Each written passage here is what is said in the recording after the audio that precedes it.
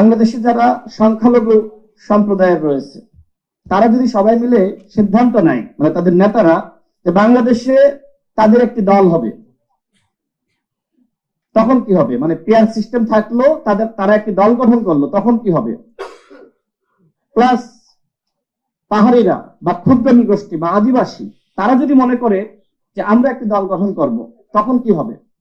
বা এদেশে ইসলামিক দলগুলো রয়েছে, তারা যদি দাবি করে আমরাই শুধুমাত্র মুসলিমদের প্রতিনিধিত্ব করি, অর্থাৎ এই পেয়ারের মাধ্যমে বাংলাদেশে আরেকটি জাতিগত বিদ্বেষ, জাতিগত দাঙ্গা এবং ধর্মীয় বিভাজন বা দাঙ্গা লাগার সম্ভাবনা রয়েছে।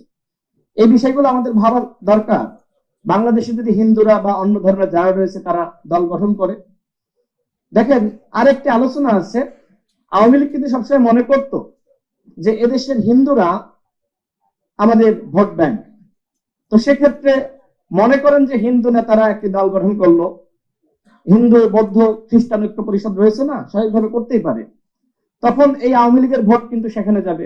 প্লাস গোপালগঞ্জ, মাদারীপুর, ফরিদপুর আওয়ামী অধ্যুষিত এলাকা, এই ভোটগুলো কোথায় যাবে? অর্থাৎ পিয়ারের মাধ্যমে আওয়ামী লীগের পুনর্বাসন করা খুব সহজ।